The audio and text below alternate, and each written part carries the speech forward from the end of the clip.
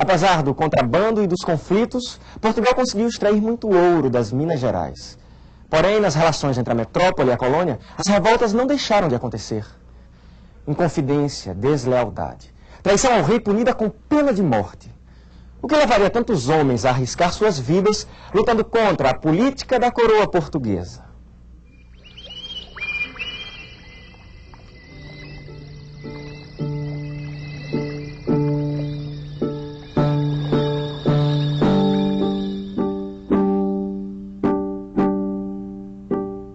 Imagine a TV viajando no tempo para mostrar o passado. Imagine a vida, as pessoas, os sonhos de outras épocas. Imagine tudo isso como era há alguns séculos. 500 anos de Brasil Colônia na TV. Episódio 8, Segredos da Inconfidência. Em 1750, Dom José I foi coroado rei de Portugal. Escolheu como ministro o Marquês de Pombal, um homem capaz de causar grande polêmica na sua atuação. Vamos reformar umas coisas por aqui. Boa parte do ouro que extraímos do Brasil só está servindo para conter as revoltas nas áreas de mineração. E tem que ser contidas mesmo. Não podemos deixar a corda solta. Bobagem! Se queremos que os brasileiros colaborem, temos que ser mais flexíveis com eles. Vou até escolher alguns deles para trabalharem conosco na administração. Também criarei companhias de comércio para vender os produtos do Brasil aqui, na Europa. O senhor vai criar uma concorrência com nossos produtos. Vai arranjar problemas com os comerciantes de países amigos. Afinal, vocês querem ou não querem que o ouro brasileiro venha para Portugal? Claro que queremos. Pois não parece. Só falam de problemas. Onde estão as suas propostas? Nossas propostas? Nossas propostas? Nossas propostas? Onde estão nossas propostas? Ora, elas estão na nossa cabeça, evidentemente. Evidentemente. Pois quando elas saírem daí, me mostrem, por favor. Portugal tem pressa de crescer.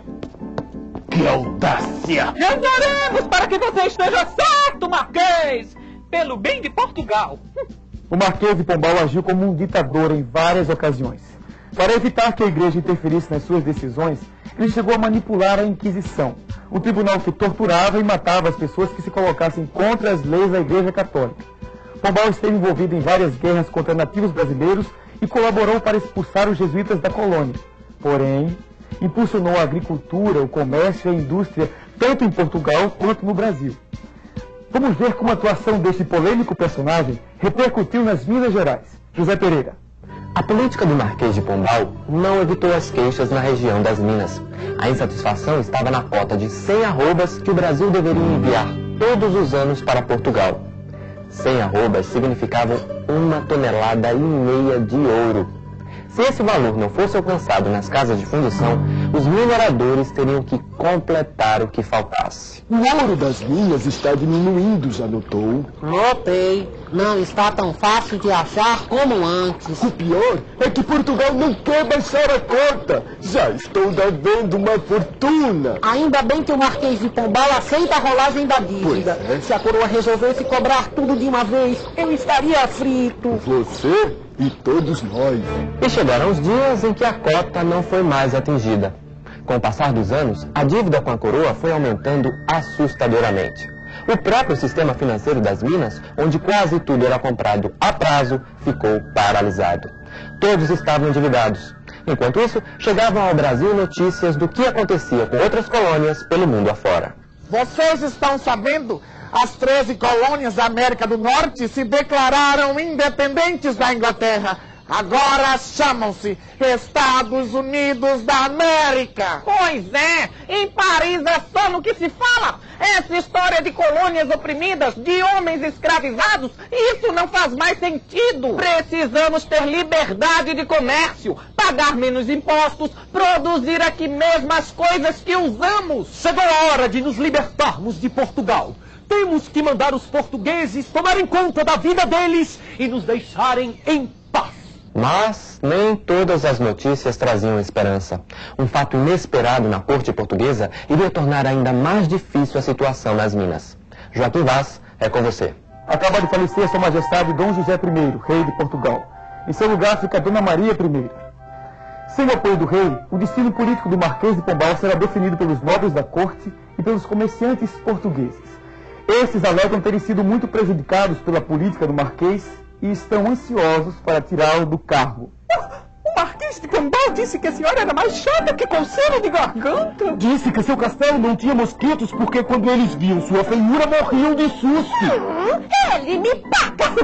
Besteira, majestade! Demonstre a sua bondade. Basta tirá-lo do cargo de primeiro-ministro. Está tirado! Faltou uma coisitica de nada, majestade. É que o Marquês não seguiu nossos conselhos sobre como administrar as Minas Gerais. O povo de lá faz o que quer com o nosso ouro. Ouro! Adoro ouro! Pois então, Esse pessoal das Minas precisa deixar de ser besta. tem que mandar mais ouro para fazer a senhora feliz. Vamos dar um aperto naquela gente. Apertem! Podem apertar!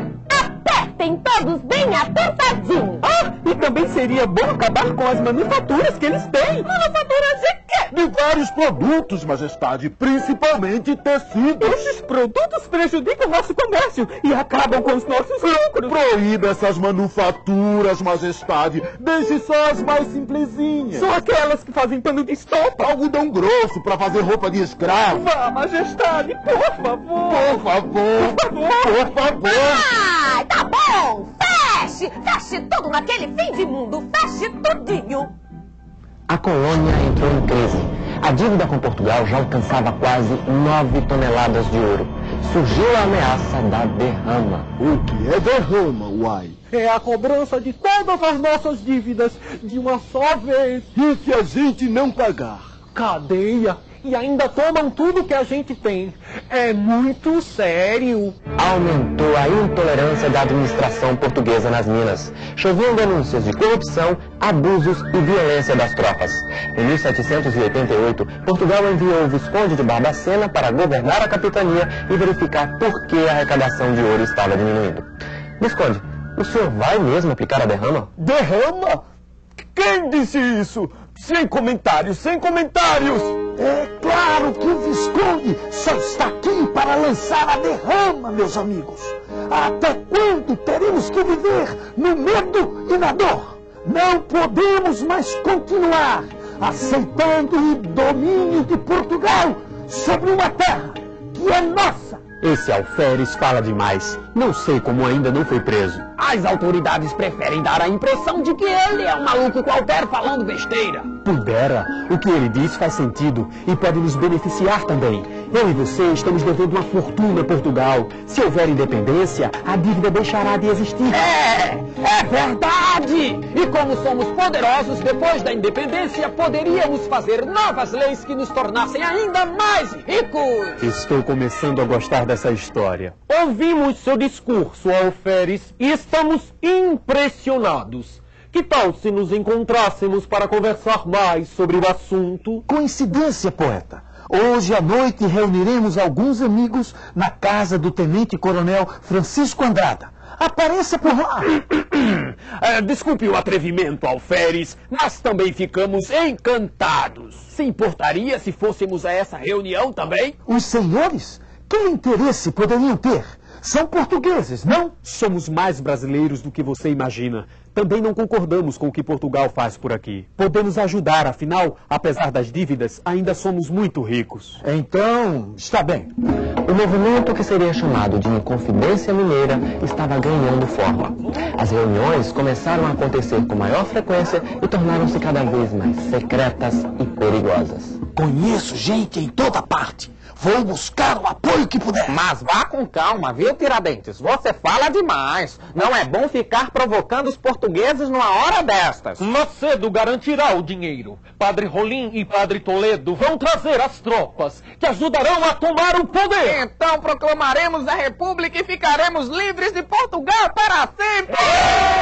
São João del Rei será nossa capital. Faremos de Vila Rica uma cidade universitária, onde os jovens brasileiros possam estudar sem precisar ir para a Europa. Construiremos fábricas, venderemos ferro, tecido, pólvora e muito mais. Libertaremos todos os escravos. Isso não, meu filho! E minhas terras? Quem é que vai trabalhar de graça para eu ficar mais rico? Se for para libertar escravos, eu não quero. E sei de muita gente que não quer. Depois a gente vê essa questão dos negros. Temos que decidir a data da revolta. Quando será? No dia em que for lançada a derrama, o povo ficará tão furioso que lutará do nosso lado. E quando o governador vai lançar a derrama? Ninguém sabia ao certo. A verdade é que o Visconde de Barbacena estava demorando muito para tomar uma decisão. Até que um dia convocou todos os contratadores e exigiu que eles pagassem suas dívidas.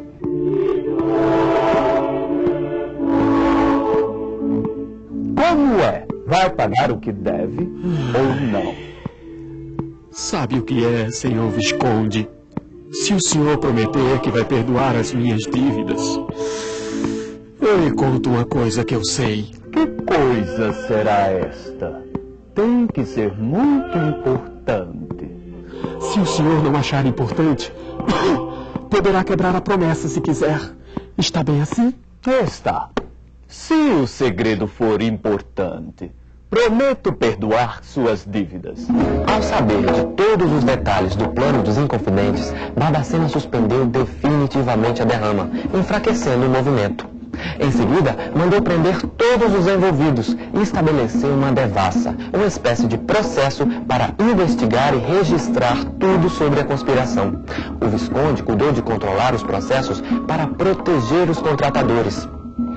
Os demais Inconfidentes seriam punidos com a morte, ou então enviados para uma prisão na África. O Tiradentes já confessou? Não, senhor! Ele insiste em dizer que não sabe de nada. O que devo fazer, senhor? Insista também. Só mais um pouquinho. Garanto que ele acaba falando tudo o que tem que ser falado. Sim, senhor! Surpreendentemente, Tiradentes acabou assumindo toda a responsabilidade pelo movimento. No final do processo, só ele teve mantida sua pena de morte.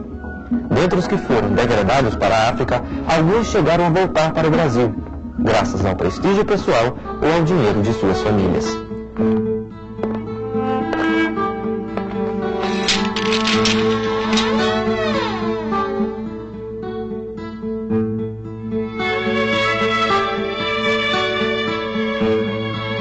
Tiradentes foi enforcado e esquartejado no Rio de Janeiro.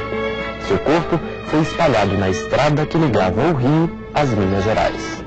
Veja só, os ricos do Brasil brigam com a rainha de Portugal e quem paga o preço é o Tiradentes. É pena, eu gostava dele. Arrancou meus dentes, ó. Será que um dia seremos livres de Portugal, Mateus? Seremos sim. Está difícil, mas a gente vai achar um jeito. Era difícil afirmar se um dia o Brasil ficaria independente de Portugal. Na virada do último século da colônia, os brasileiros se perguntavam o que aconteceria com o lugar onde viviam, o futuro de suas famílias e de seus amigos. Qual seria o futuro do Brasil? Do mesmo modo que hoje, ninguém sabia a resposta, embora ela estivesse nas mãos de cada brasileiro, assim como está agora, e estará sempre.